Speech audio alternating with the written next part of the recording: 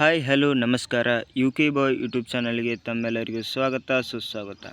ಇವತ್ತಿನ ಕ್ಲಾಸಿನಲ್ಲಿ ಏನು ನೋಡೋದಾದರೆ ರಾಜ್ಯಶಾಸ್ತ್ರದ ವಿಷಯದ ಮಾದರಿ ಪ್ರಶ್ನೆ ಪತ್ರಿಕೆ 1, 2 ಮತ್ತು 3 ಇದು ಪೂರ್ವಸಿದ್ಧತಾ ಪರೀಕ್ಷೆಗೆ ಅನ್ವಯಿಸಿದಂತೆ 1 ಮತ್ತು 2ರಲ್ಲಿ ಕೇಳಲಾದ ಪರೀಕ್ಷೆಯ ಒಂದು ಪಕ್ಷಿ ನೋಟ. ರಾಜ್ಯಶಾಸ್ತ್ರದ ವಿಷಯದಲ್ಲಿ ಅನ್ವಯಿಸುವ ಪ್ರಶ್ನೆ ಉತ್ತರಗಳು ಇಲ್ಲಿ ಹೆಚ್ಚಾಗಿ ನಿಮಗೆ ಈ ವಿಡಿಯೋದಲ್ಲಿ ತಿಳಿಸ್ಕೊಡ್ತೀನಿ. ಇಲ್ಲಿ ಬಿಟ್ಟ ಸ್ಥಳ, ಹೊಂದಿಸಿ ಬರೆಯ, ಬಹು ಆಯ್ಕೆಗಳು ಮತ್ತು 1 ಅಂಕ 5 ಆಯ್ಕೆದ ಪ್ರಶ್ನೆ ಉತ್ತರಗಳನ್ನು ಇಲ್ಲಿ ನಾವು ನಿಮಗೆ ಇಲ್ಲಿ ಕೊಟ್ಟಿದ್ದೇವೆ. ಸರಿಯಾಗಿ ನೋಡಿ. ಹಾಗೆ ವಿಡಿಯೋನ ಕೊನೆ ತನಕ ನೋಡಿ, ಎಲ್ಲಿ ಸ್ಕಿಪ್ ಮಾಡಬೇಡಿ. ಹಾಗೆ ನಿಮ್ಮ ಸ್ನೇಹಿತರಿಗೆ ಈ ವಿಡಿಯೋನ ಶೇರ್ ಮಾಡಿ. ಹಾಗೆ ನಮ್ಮ ಚಾನಲ್ನ ಸಪೋರ್ಟ್ ಮಾಡಿ, ಸಬ್ಸ್ಕ್ರೈಬ್ ಮಾಡ್ಕೊಳ್ಳಿ. ವಿಡಿಯೋನ ಕೊನೆ ತನಕ ನೋಡಿ, ಏಕೆಂದರೆ ರಾಜ್ಯಶಾಸ್ತ್ರದ ಆ್ಯನ್ಯುವಲ್ ಎಕ್ಸಾಮ್ಗೆ ಬರುವಂತಹ ಪ್ರಶ್ನೆ ಉತ್ತರಗಳು ಇಲ್ಲಿ ಕೊಟ್ಟಿದ್ದೇನೆ. ಸರಿಯಾಗಿ ನೋಡ್ಕೊಳ್ಳಿ. ಇಲ್ಲಿ ಬಹು ಆಯ್ಕೆ ಪ್ರಶ್ನೆ ಉತ್ತರಗಳು ವೆರಿ ಇಂಪಾರ್ಟೆಂಟ್ ಆಗಿರುತ್ತವೆ. ಮೊದಲೇ ಪ್ರಶ್ನೆ, ಮರು ಮತದಾನದ ವಿಷಯಕ್ಕೆ ಸಂಬಂಧಿಸಿ ಕೆಳಗಿನ ಯಾವ ಹೇಳಿಕೆ ಸರಿಯಾಗಿದೆ? ಆಪ್ಷನ್ಸ್ ಬಿ ಸರಿಯಾಗಿರುತ್ತೆ. ಹಾಗೆ ಇಲ್ಲೊಂದು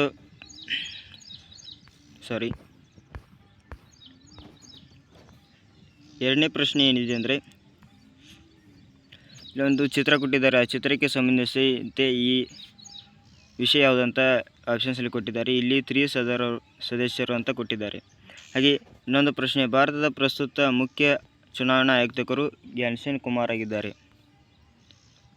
ಹಾಗೆ ಭಾರತದ ಸಂವಿಧಾನ ಜಾರಿಗೆ ಬಂದ ವರ್ಷ ಯಾವುದು ಅಂತ ಕೇಳಿದ್ದಾರೆ.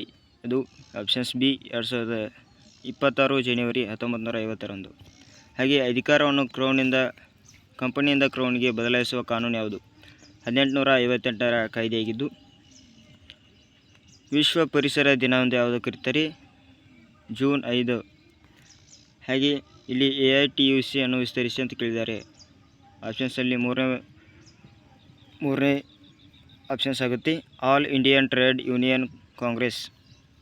ಹಾಗೆ ಇಲ್ಲಿ ಮಹಿಳೆಯರ ಶಿಕ್ಷಕರ ಪ್ರಾರಂಭಿಸಿದ ಮೊದಲ ಶಿಕ್ಷಕಿಯರು ಅಂತ ಕೇಳಿದ್ದಾರೆ. ಶಿಕ್ಷಣವನ್ನು ಪ್ರಾರಂಭಿಸಿದ ಮೊದಲ ಶಿಕ್ಷಕಿ ಸಾವಿತ್ರಿಬಾಯಿ ಫುಲೆ. ನಾಟ್ ಅನ್ನು ವಿಸ್ತರಿಸಿ, ನಾನ್ ಆಫ್ ದ ಅವೇಬಲ್. ಭಾರತದ ಪ್ರಸ್ತುತ ಮುಖ್ಯ ಆಯುಕ್ತರು ಜ್ಞಾನೇಶ್ ಕುಮಾರ್ ಅವರಾಗಿರ್ತಾರೆ. ಹಾಗೆ ಲಿಬಿಯಾದ ನಿರಕ್ಷ ಅಧಿಕಾರಿ ಯಾರು? ಲಿಬಿಯಾದ ನಿರಕ್ಷ ಅಧಿಕಾರಿ ಆಪ್ಷನ್ಸ್ ಬಿ ಮುಮ್ಮರ್ ಗಡಾಫಿ. ಹಾಗೆ ಲೆಸಸ್-ಫೇರ್ ಎಂದರೇನು? ಲೆಸಸ್-ಫೇರ್ ಎಂದರೆ ಮುಕ್ತ ಮಾರುಕಟ್ಟೆ. ಇದೇ ರೀತಿ ಹೊಸ ಪ್ರಶ್ನೆ ಉತ್ತರಗಳು ಇಲ್ಲಿ ನಾನು ನಿಮಗೆ ಕೊಟ್ಟಿದ್ದೀನಿ.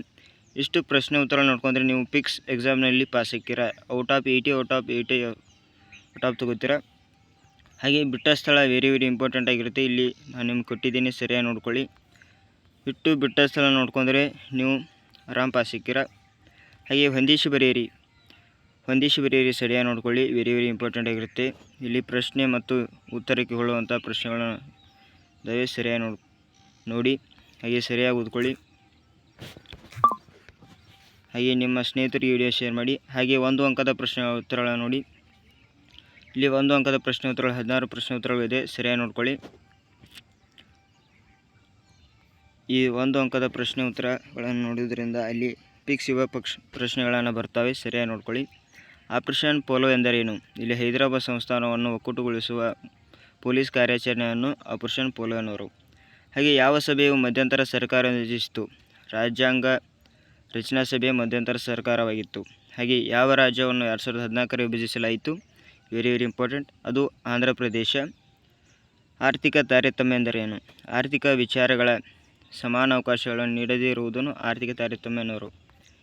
ಇದೇ ರೀತಿ ಹೆಚ್ಚಿನ ಪ್ರಶ್ನೆಗಳು ಇಲ್ಲಿ ನಾನು ನಿಮಗೆ ಕೊಟ್ಟಿದ್ದೀನಿ. ಸರಿಯಾಗಿ ನೋಡ್ಕೊಳ್ಳಿ. ಇಷ್ಟು ಪ್ರಶ್ನೆ ಉತ್ತರ ನೋಡ್ಕೊಂಡ್ರೆ ಸಾಕು. ನೀವು 1 ಅಂಕದ ಪ್ರಶ್ನೆ ಉತ್ತರ ಪಿಕ್ಸ್ ಈ ವಿಡಿಯೋಲಿ ಬಂದೇ ಬರುತ್ತೆ. ಆ್ಯನ್ಯುವಲ್ ಎಕ್ಸಾಮ್ಗೆ ಭಾಗ ಬಿ ಒಳಗೆ 2-3 ವಾಕ್ಯದಲ್ಲಿ ಉತ್ತರಿಸುವಂಥ ಪ್ರಶ್ನೆಗಳು ನಾನು ನಿಮಗೆ ಇಲ್ಲಿ ಕೊಟ್ಟಿದ್ದೀನಿ. ಸರಿಯಾಗಿ ನೋಡ್ಕೊಳ್ಳಿ. Very important. ಹಾಗೆ ಸರಿಯಾಗಿ ಓದಿ.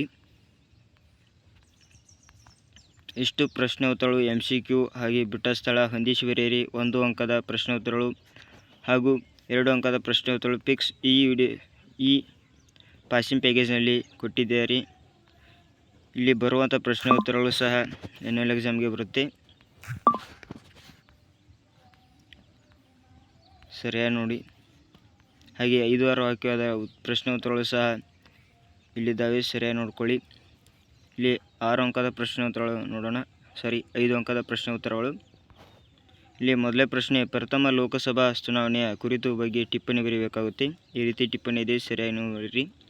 ಹಾಗೆ 1947 ಭಾರತದ ಸ್ವಾತಂತ್ರ್ಯ ಕಾಯ್ದೆ ಉಪಬಂಧಗಳನ್ನು ವಿವರಿಸಿ. ಈ ರೀತಿ ಉಪಬಂಧ ಇದೆ, ಸರಿಯಾಗಿ ನೋಡ್ಕೊಂಡು ಬರೀಬೇಕಾಗುತ್ತೆ. ಹಾಗೆ ಮುಂದಿನ ಪ್ರಶ್ನೆ, ರಾಜ್ಯಗಳ ಪುನರ್ರಚನೆಗೆ ಭಾಷೆ ಆಧಾರಿತವಾಗಿ ಕಾರಣವನ್ನು ನೀಡಿ ಅಂದರೆ. ಈ ರೀತಿ ಪ್ರಶ್ನೆ ಕೇಳುತ್ತಾರೆ ರಾಜ್ಯ ಪುನರ್ರಚನೆಗೆ. ಹಾಗೆ ಮುಂದಿನ ಪ್ರಶ್ನೆ, ರಾಜ್ಯಗಳ ಏಕೀಕರಣದಲ್ಲಿ ಸರ್ದಾರ್ ವಲ್ಲಭಭಾಯಿ ಪಟೇಲ್ ಅವರ ಪಾತ್ರವನ್ನು ತಿಳಿಸಿ. ಸರ್ದಾರ್ ವಲ್ಲಭಭಾಯಿ ಬಗ್ಗೆ ಪಾಠ ಬರೆಯಬೇಕಾಗುತ್ತೆ, ಅವರ ಬಗ್ಗೆ ವಿವರಣೆ. ಹಾಗೆ ಇಲ್ಲಿ ಭಾರತ ರಾಜ್ಯಗಳ ಕೇಂದ್ರಾಡಳಿತ ಪ್ರದೇಶಗಳನ್ನು ಪಟ್ಟಿ ಮಾಡಿ. ಇಲ್ಲೊಂದು ಭಾರತ ನಕ್ಷೆಯನ್ನು ಕೊಟ್ಟಿದ್ದಾರೆ, ಈ ನಕ್ಷೆಯನ್ನು ನೋಡಿಕೊಂಡು ನೀವು ಬರೀಬೇಕಾಗುತ್ತೆ. ರಾಜ್ಯಗಳು ಯಾವ ಅಂತ 28 ರಾಜ್ಯಗಳಿರುತ್ತೆ, ಹಾಗೆ 8 ಕೇಂದ್ರಾಡಳಿತ ಪ್ರದೇಶಗಳಿವೆ. ವೆರಿ ಇಂಪಾರ್ಟೆಂಟ್ ಅಂತ ಪಾಸಿಂಗ್ ಪ್ಯಾಕೇಜ್ ಇದು.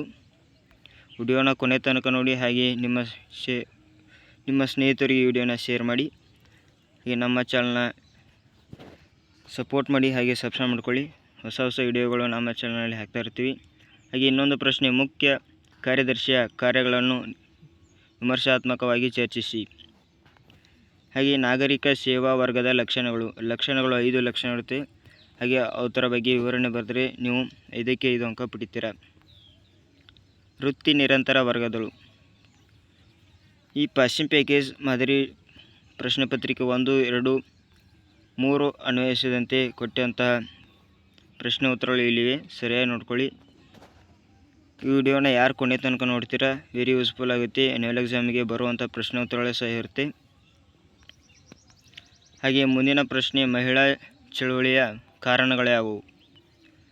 ಕಾರಣಗಳು 6 ಕಾರಣಗಳಿವೆ, ಸರಿಯಾಗಿ ನೋಡ್ಕೊಳ್ಳಿ ನೀವು. ಹಾಗೆ ಮುಂದಿನ ಪ್ರಶ್ನೆ, ಹಿಂದುಳಿದ ವರ್ಗಗಳ ಚಳುವಳಿಯ ಕಾರಣಗಳು. ಹಾಗೆ ಮುಂದಿನ ಪ್ರಶ್ನೆ, ರಾಷ್ಟ್ರಗಳ ನಿರ್ಮಾಣ ವಿವಿಧ ಅಗತ್ಯಾಂಶಗಳನ್ನು ವಿವರಿಸಿ. Very important. 5 ಪಾಯಿಂಟ್ಗಳಿವೆ, ಈ 5 ಪಾಯಿಂಟ್ಗಳು ನೀವು ನೋಡ್ಕೊಂಡ್ರೆ ಸಾಕು, ನೀವು ಆ ಪ್ರಶ್ನೆಗೆ ಉತ್ತರ ಬರೀತೀರ. ಹಾಗೆ ಮುಂದಿನ ಪ್ರಶ್ನೆ, ರಾಷ್ಟ್ರ ನಿರ್ಮಾಣಕ್ಕೆ ಎದುರಾಗುವ ಅಡಚಣೆಗಳನ್ನು ವಿಮರ್ಶಾತ್ಮಕವಾಗಿ ವಿವರಿಸಿ. ಇಲ್ಲಿ 6 ಸಬ್ ಪಾಯಿಂಟ್ಗಳು ಇವೆ, ಅವಕ್ಕೆ ವಿವರಣೆ ಕೊಟ್ಟರೆ ಸಾಕು ನೀವು. ಹಾಗೆ ಮುಂದಿನ ಪ್ರಶ್ನೆ, 86ನೇ ಸಂವಿಧಾನ ತಿದ್ದುಪಡಿಯ ಕಾಯ್ದೆಯ ಪ್ರಕಾರ ಅನಕ್ಷರತಾ ನಿರ್ವಹಣಾ ಸಂವಿಧಾನ ಕೈಗೊಂಡ ಕ್ರಮಗಳು ಯಾವುವು ಅಂತ ಕೇಳಿದ್ದಾರೆ. ಇಲ್ಲಿ ಕ್ರಮಗಳು ಹಾಗೆ ಮುಖ್ಯಾಂಶಗಳನ್ನು ಕೊಟ್ಟಿದ್ದೇವೆ, ಸರಿಯಾಗಿ ನೋಡ್ಕೊಳ್ಳಿ ನೀವು. ಹಾಗೆ ಮುಂದಿನ ಪ್ರಶ್ನೆ, ಅಸ್ಮಿತೆಯ ರಾಜಕಾರಣಕ್ಕೆ ಉದಯಿಸುವ ಕಾರಣಗಳು ಅಂಶಗಳನ್ನು ಯಾವುವು. ಕಾರಣ ಮತ್ತು ಅಂಶಗಳು ಈ ರೀತಿ ಇದೆ, ಸರಿಯಾಗಿ ನೋಡ್ಕೊಳ್ಳಿ. 8 ಕಾರಣ ಮತ್ತು ಅಂಶಗಳಿವೆ, ಅಸ್ಮಿತೆ ರಾಜಕಾರಣಕ್ಕೆ ಉದಯಿಸುವ ಕಾರಣಗಳು. ಹಾಗೆ ಮುಂದಿನ ಪ್ರಶ್ನೆ, ಸಮ್ಮಿಶ್ರ ಸರ್ಕಾರ ಅವಗುಣಗಳು ಯಾವುವು. Very important. ಅರ್ಥ ಅವಗುಣಗಳು ಈ ರೀತಿ ಇದೆ, ಸರಿಯಾಗಿ ನೀವು ಓದ್ಕೊಳ್ಳಿ. Very important. ವಿಡಿಯೋನ ಕೊನೆ ತನಕ ನೋಡಿ, ಎಲ್ಲಿ ಸ್ಕಿಪ್ ಮಾಡಬೇಡಿ. ಹಾಗೆ ಇನ್ನೊಂದು ಪ್ರಶ್ನೆ, ಅಸ್ಮಿತೆ ರಾಜಕಾರಣಕ್ಕೆ ಉಗಮಕ್ಕೆ ಕಾರಣವಾದ ಅಂಶಗಳು ಯಾವುವು. ಅಂಶಗಳು ಕಾರಣಗಳು ಸರಿಯಾಗಿ ನೋಡ್ಕೊಳ್ಳಿ. ಹಾಗೆ ಸಂವಿಧಾನದಲ್ಲಿ ವಿವಿಧ ರೀತಿಯ ತುರ್ತು ಪರಿಸ್ಥಿತಿಯ ಸಂಬಂಧಿತ ವಿಧಿಗಳು. ಇಲ್ಲಿ ವಿಧಿಗಳು ಯಾವುವು, ಹಾಗೆ ಯಾವ ರೀತಿ ಪ್ರಶ್ನೆ ಉತ್ತರಗಳು ಬಂದಿದೆ ಅಂತ ಸರಿಯಾಗಿ ನೀವು ನೋಡ್ಕೊಳ್ಳಿ. ವೆರಿ ಇಂಪಾರ್ಟೆಂಟ್ ಪ್ರಶ್ನೆ ಉತ್ತರಗಳು ಇಲ್ಲಿವೆ. ಹಾಗೆ ಅಂತಾರಾಷ್ಟ್ರೀಯ ಸಂಬಂಧಿತ ಪರಿಕಲ್ಪನೆಗಳು ವೆರಿ ಇಂಪಾರ್ಟೆಂಟ್. ಈ ಪ್ರಶ್ನೆ ಹೆಚ್ಚಾಗಿ ಕೇಳಿದಂಥ ಪ್ರಶ್ನೆ ಆಗಿದ್ದು, ಸರಿಯಾಗಿ ಈ ಪ್ರಶ್ನೆ ನೋಡ್ಕೊಳ್ಳಿ. 6 ಪಾಯಿಂಟ್ಗಳಿವೆ.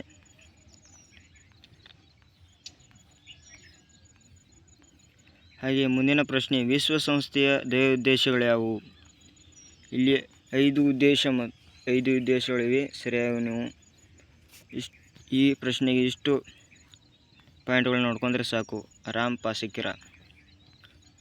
80ಕ್ಕೆ 80 ಪಡೆಯುವಂಥ ಪಾಸಿಂಗ್ ಪ್ಯಾಕೇಜ್ ಇದು, ವೆರಿ ಇಂಪಾರ್ಟೆಂಟ್. ಹಾಗೆ ನಿಮ್ಮ ಸ್ನೇಹಿತರಿಗೆ ವಿಡಿಯೋನ ಶೇರ್ ಮಾಡಿ. ವೆರಿ ಇಂಪಾರ್ಟೆಂಟ್ ಪ್ರಶ್ನೆ ಉತ್ತರಗಳು ಇಲ್ಲಿವೆ.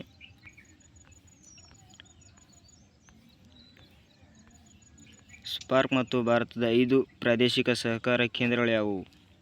ಈ ಪ್ರಶ್ನೆ ವೆರಿ ಇಂಪಾರ್ಟೆಂಟ್.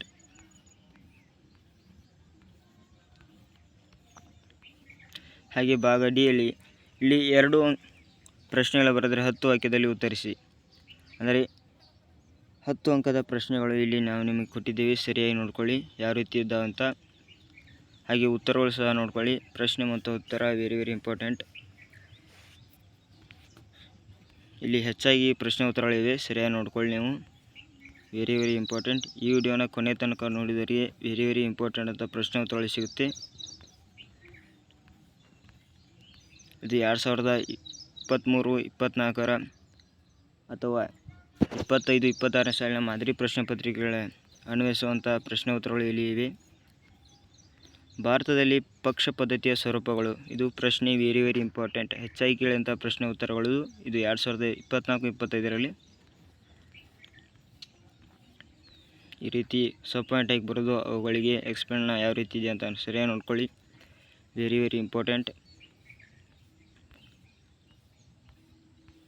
ಕೋಮುವಾದದ ಕಾರಣಗಳು,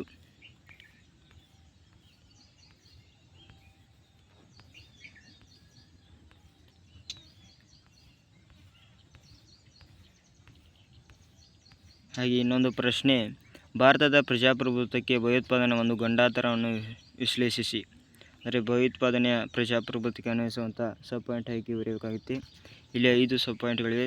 ಇಷ್ಟು ಸಬ್ ಪಾಯಿಂಟ್ಗಳನ್ನ ನೋಡ್ಕೊಂಡ್ರೆ ಸಾಕು. ನೀವು ಎಕ್ಸ್ಪ್ಲೇನ್ನ ನೀವು ವೆರಿ ಇಂಪಾರ್ಟೆಂಟಾಗಿ ಬರೀಬೇಕಾಗುತ್ತೆ.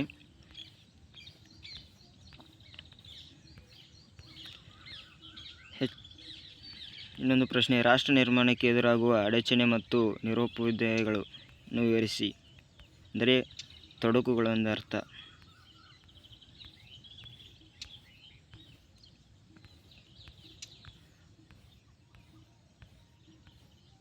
ಹಾಗೆ ಇನ್ನೊಂದು ಪ್ರಶ್ನೆ ಯಾವುದಂದರೆ, ಉದಾರೀಕರಣ ಮತ್ತು ಜಾಗತೀಕರಣ ಅರ್ಥ ಮತ್ತು ಮಹತ್ವ, ರಾಜಕೀಯ ಪರಿಣಾಮಗಳನ್ನು ವಿವರಿಸಿ. ಈ ರೀತಿ ಪ್ರಶ್ನೆ ಕೇಳ್ತಾರೆ. ಇಲ್ಲಿ ಪ್ರಶ್ನೆ ಏನಿದೆ ಅಂದರೆ, ಉದಾರೀಕರಣದ ಅರ್ಥ ಮತ್ತು ರಾಜಕೀಯ ಪರಿಣಾಮ, ಈ ರೀತಿ ಪರಿಣಾಮ ಮತ್ತು ಪ್ರಾಮುಖ್ಯತೆ ಇದೆ, ಸರಿಯಾಗಿ ನೋಡ್ಕೊಳ್ಳಿ. Very important. ಉದಾರೀಕರಣದ ಪ್ರಶ್ನೆ ಉತ್ತರಗಳು.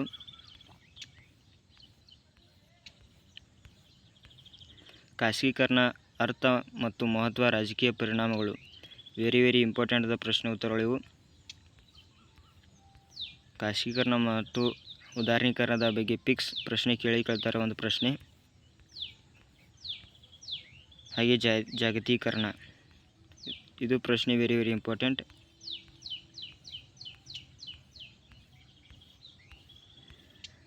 ಹಾಗೆ ಮುಂದಿನ ಪ್ರಶ್ನೆ ಹೆಚ್ಚಾಗಿ ಕೇಳಿದಂಥ ಪ್ರಶ್ನೆ, ಇದು 2026ರಲ್ಲಿ ಅನ್ವಯಿಸುವಂಥ ಪ್ರಶ್ನೆಯಾಗಿದ್ದು, ಭಾರತದ ವಿದೇಶಾಂಗ ನೀತಿಯ ಮೂಲ ತತ್ವಗಳು ಯಾವುವು ಅಂತ ಕೇಳಿದ್ದಾರೆ. ಮೂಲಭೂತ ತತ್ವಗಳು, ಈ ರೀತಿ ಮೂಲಭೂತ ತತ್ವಗಳಿದೆ. 12 ಪಾಯಿಂಟ್ ಇದೆ. ಈ ಪಾಯಿಂಟಿಗೆ ಸಬ್ ಪಾಯಿಂಟ್ ಆಗಿ ನೀವು ವಿವರಣೆ ಬರೀಬೇಕಾಗುತ್ತೆ.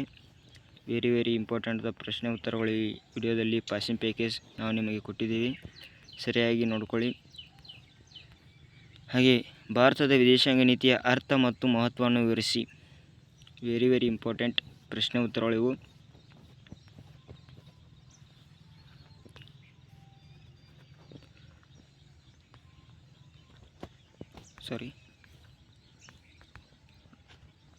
ವಿಡಿಯೋನ ಕೊನೆ ತನಕ ನೋಡಿ. ಹಾಗೆ ನಿಮ್ಮ ಸ್ನೇಹಿತರಿಗೆ ವಿಡಿಯೋನ ಶೇರ್ ಮಾಡಿ. ನಮ್ಮ ಚಾನಲ್ನ ಸಪೋರ್ಟ್ ಮಾಡಿ, ಸಬ್ಸ್ಕ್ರೈಬ್ ಮಾಡ್ಕೊಳ್ಳಿ. ಇದೇ ರೀತಿ ಹೊಸ ವಿಡಿಯೋಗಳು ನಮ್ಮ ಚಾನಲಲ್ಲಿ ಹಾಕ್ತಾ ಇರ್ತೀವಿ. ಹಾಗೆ ಮುಂದಿನ ವಿಡಿಯೋದಲ್ಲಿ ಸಿಗೋಣ. Thank you.